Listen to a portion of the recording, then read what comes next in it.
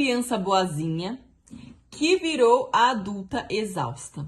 Olá, eu sou a Letícia Santos, sou terapeuta holística, futura psicanalista, e hoje nós estamos aqui para falar sobre aquela criança que não deu trabalho nenhum, que sempre foi boazinha, que não ficava pedindo nada, que lidou com tudo, né? Às vezes os pais nem sabem que essa criança, ela lidou com muitos sentimentos, com muitas emoções, e não falou nada pra ninguém. Ela se autorregulou sozinha, ela se virou sozinha, ela chorou sozinha. E hoje ela é uma adulta exausta, né? Uma pessoa exausta. Por quê?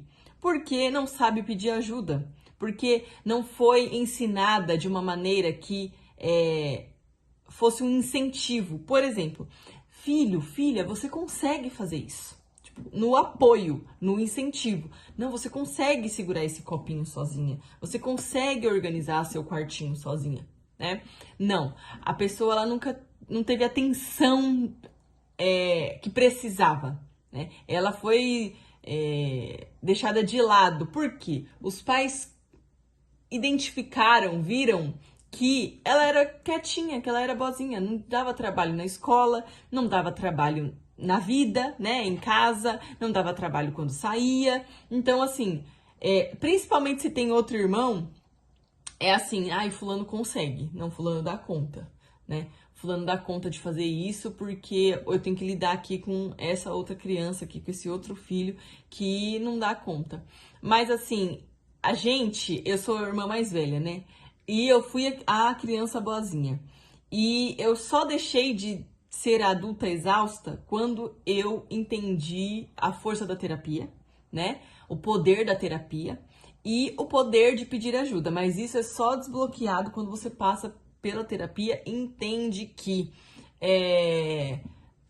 esse abandono, né, foi inconsciente, né, dos pais. Não é uma coisa assim, ai, deixa ele pra lá que ele se vira. É assim, não, ela consegue fazer isso sozinha, então tá tudo bem, ela vai conseguir se virar sozinha.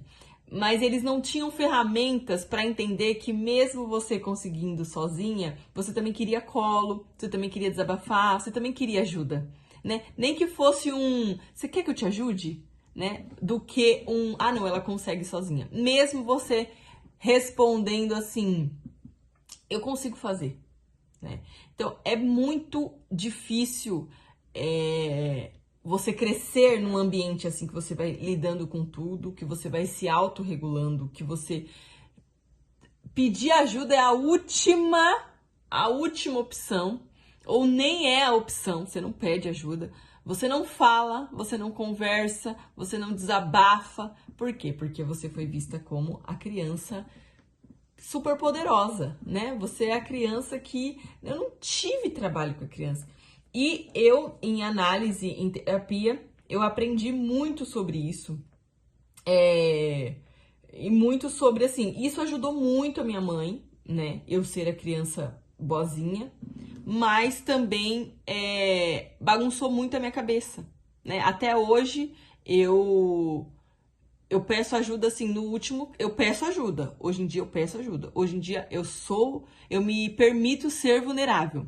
Mas dependendo do assunto, é em último caso que eu vou pedir ajuda, né? É em último caso que eu vou pedir ajuda. Por quê? Porque a criação, o modo, como a pessoa foi modulada, como a criança foi modulada, ela aprendeu que isso era ser forte, que isso era uma capacidade muito absurda dela e que se ela pedir ajuda, ela vai frustrar o pai, a mãe, né? Porque quando a gente toma uma atitude aqui hoje, na nossa vida adulta, hoje, é um reflexo de quando a gente era criança, né? Quando a gente chora por um assunto que...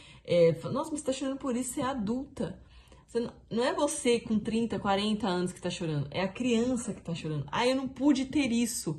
E você sofre por aquele, né, pelo que você não pôde ter.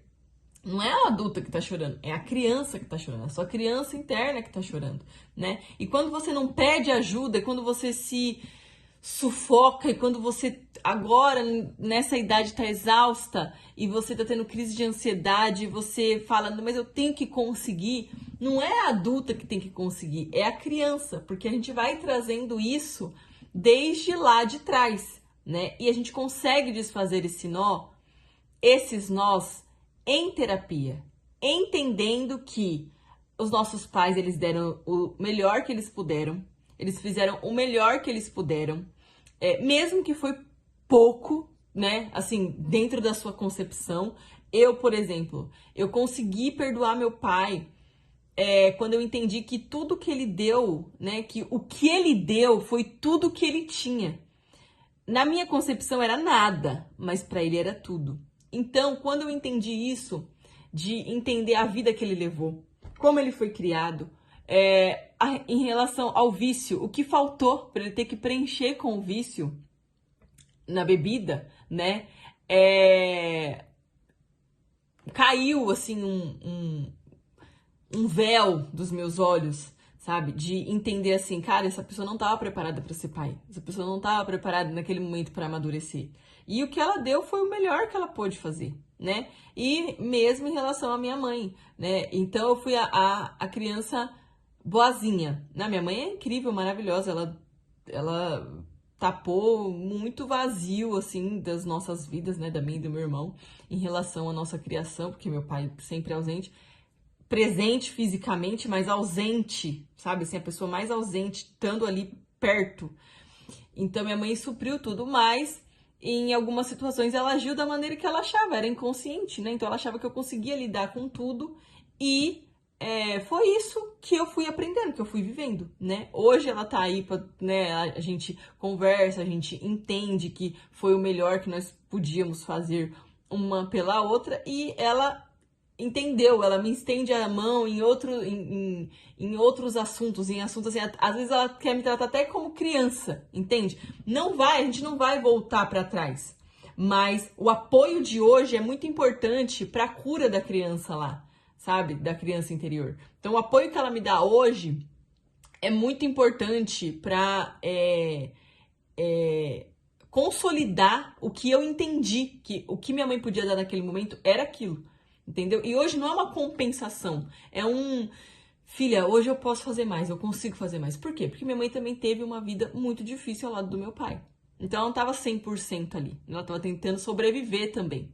Então é isso, gente. A criança boazinha, ela se torna adulta cansada, exausta, sobrecarregada de hoje, porque ela aprendeu que ela tinha que lidar com tudo, ela tinha que ser forte, ela não tinha que pedir ajuda pra ninguém. Ela não podia pedir ajuda pra ninguém, porque ninguém ajudava, porque ninguém olhava ela com aquele olhar de criança, né? A demanda foi a demanda de adulto, né? Ela teve que lidar com sentimentos muito pesados, como se fosse uma adulta, como se fosse uma pessoa que sabia lidar com aquilo. Então, muita gente não chora hoje porque ela acha que é um sinal de fraqueza, de vulnerabilidade. As pessoas não conversam, não falam, não desabafam sobre assuntos muito perturbadores. Por quê? Porque elas acham que é um sinal de fraqueza, porque elas acham que é assim mesmo, que tem que ser assim mesmo, que ela foi criada assim e é assim. E aí a pessoa começa a somatizar doenças, né? Garganta, coração, né? Porque ela somatiza tudo, porque ela pega tudo pra ela, porque ela quer lidar com tudo e ela acha que é assim que funciona a vida e não é assim. Então, se você é essa criança que foi a criança boazinha lá no passado e hoje você é adulta exausta que lida com tudo, eu sugiro que você vá pra terapia, né?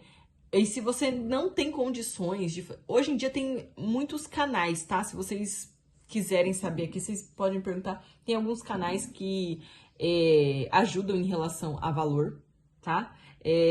O que eu puder ajudar aqui também, né, como terapeuta, eu vou ajudar. Mas assim, invistam na saúde mental, invistam em desfazer os nós, invistam em falar. A fala, você colocar pra fora, cura, né? Quando você fala sobre algum assunto difícil, o seu cérebro entende que você começou a elaborar. E quando você guarda, aquilo fica ruminando na sua cabeça, fica rondando a sua cabeça, o seu juízo, a sua mente. Por quê? Porque você não falou, porque você não lidou com aquilo, porque você não olhou para aquilo. Então, para a mente, o que acontece? Você ainda está em fase de elaboração. Então, aquilo ali vai ficar te rondando e volta e meia esse assunto volta para sua cabeça. Por quê? Porque você não colocou ele para fora. Escrita terapêutica também ajuda muito, sabe? Pega um caderno, escreve sobre assuntos difíceis. Se você não tem alguém de confiança para desabafar, sabe? Se você não tem um terapeuta para falar, se você não tem condições de esse tipo de investimento. Então, assim, escreve sobre. É muito difícil, é doloroso, leia quando você, né? E faça isso por alguns dias. Você vai ver que durante esse período você vai melhorando. Quanto mais você escreve, mais você vai melhorando essa sensação e esse sentimento de impotência, de elaboração, né? De ressignificar o que está acontecendo com você. Então é isso, gente. Se tiverem alguma dúvida, se tiverem alguma pergunta, pode deixar aqui nos comentários que eu respondo. Se precisarem de ajuda, eu tô aqui. O vídeo foi esse. Até o próximo vídeo. Beijo!